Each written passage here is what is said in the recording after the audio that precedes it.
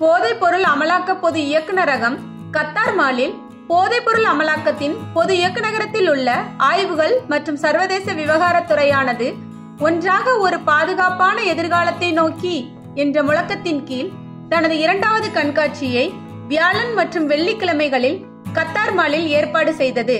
போதைப் பொருளின் தீமைகள் மற்றும் ஆபத்துக்கள், அவற்றை தடுப்பதற்கான வழிகள், பாதுகாப்பு மற்றும் தடுப்பு விழிப்புணர்வை மேம்படுத்துதல் மற்றும் பாதுகாப்பான நிலையான போதைப்பொருள் இல்லாத சமூகத்தை பராமரிக்கும் வகையில் இந்த கண்காட்சி நடத்தப்பட்டது.